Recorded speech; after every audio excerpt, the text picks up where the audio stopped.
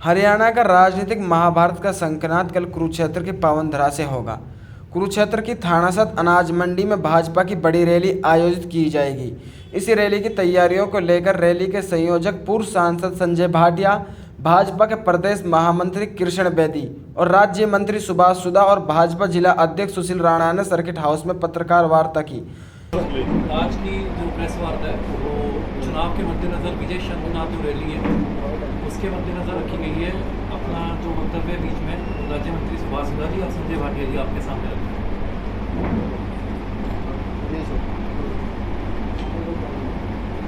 सर्वप्रथम तो मैं भारतीय जनता पार्टी के केंद्रीय मैं कहूँगा संगठन का बहुत बहुत धन्यवाद करता हूँ कि जिन्होंने बहुत ही हमारा क्षेत्रवासियों का सौभाग्य है, जिन्होंने थ्रेसर विधानसभा की यहाँ पर एक रैली दी और उसके साथ ही मैं कहूँगा हमारा जो उनका शंखनाद यहीं से होने वाला है, ये बहुत बड़ा हमें दिया। इसके लिए मैं कहूँगा कल अपना क्षेत्र के अनाज मंडी में आदरणीय श्री हमारे उनका केंद्रीय मंत्री आदरणीय देवेंद्र प्रधान जी वहाँ पर पहुँच रहे हैं। साथ में हमारे उनका विपुल देव जी हमारे MP हमारे पहुँच रहे हैं। साथ में हमारे पूर्व मुख्यमंत्री रहे केंद्र में मंत्री आदरणीय श्री मनोहर लाल जी, आदरणीय श्री नायब सिंह सैनी जी, आदरणीय श्री प्रदेश अध्यक्ष श्री मोहन लाल बडोली जी और हमारे भाई संजय भाटिया जी, कृष्ण बेदी जी, सुशील राणा जी, सभी साथी इस रैली में हम लगे हुए हैं। और बहुत बड़ा एक कार्यक्रम का ये आयोजन अनाज मंडी में होने जा रहा है। कल उनका 10 बजे ये रैली शुरू होगी। इसके लिए मैं कहूँगा जनता से अपील करूँगा ज़्यादा से ज़्यादा तादाद पहुँचेंगे। ये बहुत बड़ा एक 2024 का जो हमारा इलेक्शन आने वाला है उसके लिए शंखनाद का मुहूर्त जो होगा क्षेत्र से होगा।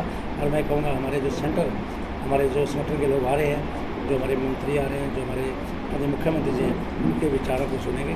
इतना ही मैंने कहा। सबका बहुत बहुत धन्यवाद।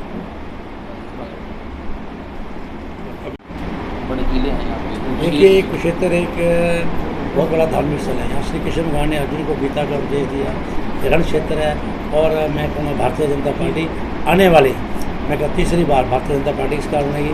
आदरणीय नायब सिंह सैनी जो हमारे दोबारा से यहाँ से मुख्यमंत्री बनेंगे, ये कुरुक्षेत्र की भूमि पर हमेशा और मैं कहूँगा नायब सिंह सैनी जी हमेशा कोई भी किसी प्रकार का चाहे उनको क्या कोई आशीर्वाद लेना होता था, हमेशा ज्योति से जाकर कृष्ण भगवान की भूमि पर जाकर वहाँ आशीर्वाद लेकर कार्य करते थे। और मैं कहूँगा उनका एक सौभाग्य होगा, शायद कृष्ण भगवान उनको आशीर्वाद देगा कि शंखनाद भी भारतीय जनता पार्टी को क्षेत्र से शुरू करे और यहाँ से शुरू करे। जो जागरूक मेरे पत्रकार बंधु हैं, मैं उनका धन्यवाद करता हूं कि आपने अपने व्यस्त समय में यहाँ पर जो भारतीय जनता पार्टी का इलेक्शन कैंपेन की शुरुआत पूरे हरियाणा का जो विधानसभा चुनाव आने वाले समय में है उसकी शुरुआत जो धर्म क्षेत्र कुरुक्षेत्र है, जहाँ पर धर्म के लिए युद्ध हुआ, आज यहाँ से शुरुआत होने जा रही है।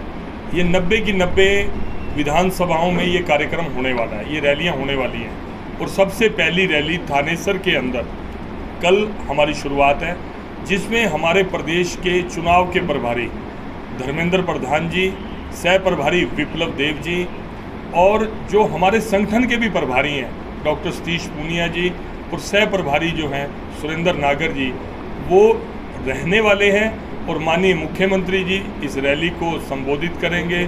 पूर्व मुख्यमंत्री माननीय मनोहर लाल जी संबोधित करेंगे। पार्टी के प्रदेश अध्यक्ष मोहन लाल बडोली जी रहने वाले हैं। केंद्रीय मंत्री राविंदर जी, कृष्णपाल गुर्जर जी, प्रदेश के सभी मंत्रीगण, प्रदेश के सभी वरिष्ठ नेतागण, सभी के पास निमंत्रण, कुलदीप बिश्नोई जी, चौधरी रंजीत सिंह चौटाला जी, किरण चौधरी जी, जो भी एक प्रदेश के अपने कार्यक्रम में व्यस्त होंगे, तो हो सकता है कोई एक दो लोग ना आ पाए, अदरवाइज सबको निमंत्रण भेजा गया है। इस शंखनाद से शुरुआत हो रही है। कल यहाँ पर चुनाव का विजय का शंखनाद होगा और इसमें सीधा समाज के बीच में जाकर जो पिछले 10 वर्षों में हरियाणा के अंदर हरियाणा के परिवर्तन को लेकर जो ऐतिहासिक फैसले हुए हैं, जिस तरह से पहले थोड़ा पक्षपात की राजनीति होती थी, तेरे मेरे की राजनीति होती थी, मेरे क्षेत्र का है, मेरे रोहतक की चौधरा है, मेरी यहाँ की चौधरा है, उस तरह क्षेत्रवाद, परिवारवाद और मैं कहीं कहीं देखता था कहीं कहीं जातिवाद भी विषय होता था। इन सारी चीज़ों से ऊपर उठकर भारतीय जनता पार्टी ने जो भी परफॉर्मेंस दी है उस परफॉर्मेंस को लेकर लोगों के बीच में जाएंगे और लोगों के समक्ष अपनी बात को रखेंगे। और जो इन्होंने उस वक़्त अपने राज के समय में जो गलत काम किए वो भी लोगों को याद दिलाएंगे कि जब कांग्रेस का राज था या उससे पहले जो भी राज रहे, हरियाणा के अंदर किस तरह से भेदभाव होता था। ये सारी बातें उनके सामने रखेंगे और लोगों के बीच में जाएंगे।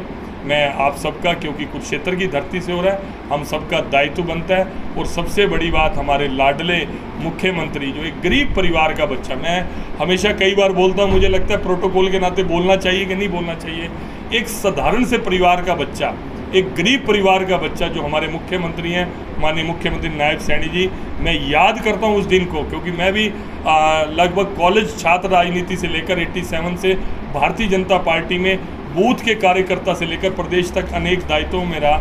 मैं देखता था नायब सैनी जी कंप्यूटर के ऊपर प्रदेश कार्यालय के ऊपर बैठे होते थे, काम करते थे। और कई बार कोई वरिष्ठ नेता आया, कार्यकर्ता, उसको गाड़ी लेके चले भी जाते थे लेने के लिए। उन्होंने प्रत्येक ऐसा काम जो एक साधारण से साधारण कार्यकर्ता भी करता है, ऐसा काम नायब जी ने किया। आज वो साधारण कार्यकर्ता जो विलक्षण प्रतिभा का था, आज भारतीय जनता पार्टी ने किस तरह से ग्रूम करके आज वो हमारे प्रदेश के मुखिया हैं। और जिस तरह से आप देखिए, रात रात भर उनकी घर, उनका कार्यालय खुला रहता है, 24 आवर्स फ़ोन पे अवेलेबल रहते हैं। और मैं समझता हूँ जितना समय वो बने हैं, आज कोई दिन ऐसा नहीं, उनकी दिनचर्या देखें। अभी मैं बैठा ही था, 2-3 हमारे प्रदेश महामंत्री थे, सबके बीच में 90 के 90 विधानसभाओं में कब कैसे जाएंगे वो सारा टूर प्रोग्राम हमारा हो रहा था। और इसी तरह से हमारे प्रदेश के जो अध्यक्ष हैं मोहन भड़ोली जी, वो भी 22 के 22 जिलों में प्रदेश अध्यक्ष जी संगठन के नाते से सारे सिस्टम को करेंगे। और नायब जी हमारे मुख्यमंत्री जी, वो पूरे प्रदेश के अंदर एक मासिस के अंदर जाकर उस सारे विषय को रखेंगे। मैं आपसे सब पत्रकार बंधुओं से ये प्रार्थना करता हूँ और अपील भी करता हूँ कि जो हमारा सही पक्ष है वो भी लोगों के सामने आना चाहिए, हमारी बात भी सामने आना चाहिए। आपके इस सहयोग के लिए धन्यवाद। आप कोई बात पूछना चाहते हैं, कोई आपका प्रश्न हो तो प्रदेश स्तरीय रहेगी सर, ये जिला वाइज? देखिए, ये केवल विधानसभा थानेसर की रैली है, लेकिन क्योंकि प्रदेश का चुनाव का कैंपेन भी यहाँ से लॉन्च हो रहा है, इसलिए प्रदेश के सब बड़े नेता यहाँ पर आएंगे। और प्रदेश के सभी प्रमुख कार्यकर्ता, आसपास के क्षेत्रों के, मान लो बेदी जी बैठे हैं, ये शाहबाद विधान, इनके क्षेत्र के भी प्रमुख कार्यकर्ता यहाँ पर आएंगे। पूरा जिला, हमारे जिला अध्यक्ष बैठे हैं, इन्होंने पूरा जिला इन्वॉल्व किया है, आसपास के क्षेत्र के कार्यकर्ता भी आए।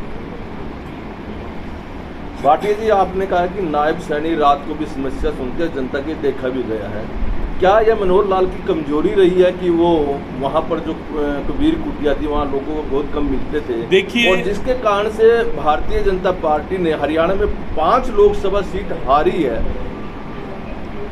देखिए, हर एक का काम करने का वर्किंग स्टाइल होता है। अगर मैं कहूँ, माननीय मनोहर लाल जी अगर मेरी नज़र में देखें, तो मैं समझता हूँ कि आज तक हरियाणा के इतिहास के अंदर जितने भी मुख्यमंत्री हुए, चौधरी बंसीलाल रहे, चौधरी भजनलाल रहे, चौधरी देवीलाल रहे, चौटाला जी रहे, हुड्डा जी रहे, सब ने अपने तरीके से इस हरियाणा को आगे बढ़ाने का काम किया, अपने अपने तरीके से, अपनी कार्यशैली से। लेकिन अगर मनोहर लाल जी का कार्यकाल उनके कार्यकाल की तुलना की जाए, उनके अच्छे काम उन्होंने किए। मैं पहले वालों को भी मैं नहीं करना चाहता, लेकिन कहीं ना कहीं परिवारवाद, अपने परिवार को बढ़ाने का मामला और सिस्टम के अंदर चौधरी भजनलाल जी का भी आप याद करते हैं कार्यकाल को, चौधरी बंसीलाल, हर एक की अपनी अपनी विशेषता थी। लेकिन संपूर्णता से गरीब आदमी को उसका हक मिले, अंत्योदय, अंतिम व्यक्ति जो इस पंक्ति के अंदर बैठा है उसको न्याय मिले और ऑनलाइन मिले, धक्के ना खाने पड़े। पेंशन के लिए मैं देखता था, बुजुर्ग 500-700 रुपये की पेंशन होती थी, लोग सारा दिन सुबह जाते थे, खाना भी साथ में लेके जाते थे और नीचे स्कूल के ग्राउंड में, गांव की चौपाल में नीचे बैठे थे घंटों घंटों। आज उनके बैंक में खटाखट से 3000 रुपये जाते हैं। लाल डोरे के जितने भी होते थे, गांव छोड़ के कोई शहर में काम करने के लिए गया, लाल डोरे का उसका बीच में प्लाट पड़ा, उसका घर पड़ा है, पड़ोसी घुस जाता था या परिवार का कोई व्यक्ति घुस जाता था, आपस में फौजदारी होती थी, सिर फूटते थे। मनोहर लाल जी ने वो भी एक नया काम किया, उनको मालिकाना हक दिया, आज कोई झगड़ा नहीं होता। आयुष्मान योजना जो हिंदुस्तान में मोदी जी लेके आए, उन्होंने एक सीमित, अगर उस केंद्र की योजना को लागू करते तो लगभग 9.25 लाख परिवार हरियाणा के अंदर उसके लाभान्वित होते। आज कोई घर ऐसा नहीं कोई घर ऐसा नहीं, चाहे वो कितना पैसे वाला है, कम पैसे वाला है, मनोहर लाल जी ने सबको उस दायरे के अंदर ले आए कि सबको आयुष्मान भारत के तहत इलाज मिलेगा, चाहे उसको चिराग हरियाणा का नाम, चिरायु हरियाणा का नाम देकर किया। ऐसे सैकड़ों ऐसे उदाहरण हैं जिसका एग्जाम्पल मैं, क्योंकि सांसद था करनाल से, प्रधानमंत्री जी हमारी सीधी बैठक लेते थे, ऐसे सैकड़ों काम हैं, मैं बोल सकता हूँ। माननीय प्रधानमंत्री जी उदाहरण देते थे, वो कहते थे मैंने जितनी भी केंद्र सरकार की योजनाएं बनाई, हर प्रदेश ने अपनी ताकत के अनुसार उसको लागू किया। एक हरियाणा के मनोहर लाल ऐसे हैं जिन्होंने मेरे बताए हुए काम को भी सवाया करके जनता को लाभ पहुंचाया। तो हमारा जो मन था, मस्तक था, गर्व से ऊंचा होता था कि हमारे हरियाणा के मुख्यमंत्री की बात है।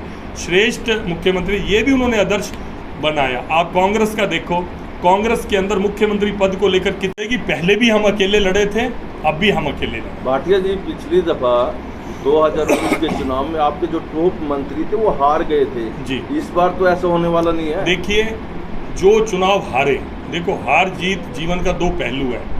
जो चुनाव हारे उसके अंदर उनके कारणों की जांच हुई, उसमें विश्लेषण किया, और हारने वाला व्यक्ति भी आत्मचिंतन करता है। जो पिछली बार चुनाव हुआ, जो हमें मालूम नहीं था कि इन्होंने अंदर खाते इतना करंट जहर बना लिया था, वो मैं ओपन नहीं करना चाहता मीडिया, किस बात का जहर था।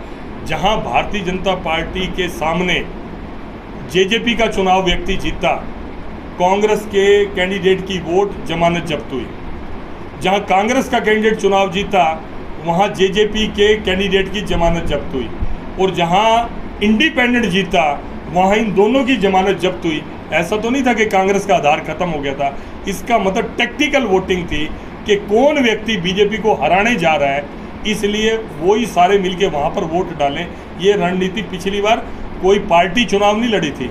लोकसभा के अंदर भी आपने कहा कि 5 है। आपको क्या लगता है कि कांग्रेस ने चुनाव लड़ा है? कांग्रेस ने चुनाव नहीं लड़ा।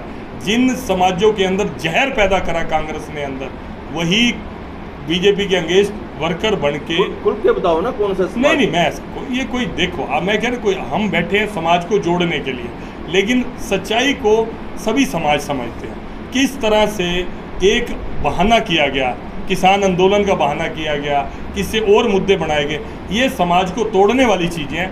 भाई, अगर ये सत्ता, आप इतना लालच हो चुका है कि भाई को भाई से लड़ाने का काम आप कर रहे हो, भाई को एक दूसरे का खून का, ये अच्छी बात नहीं है।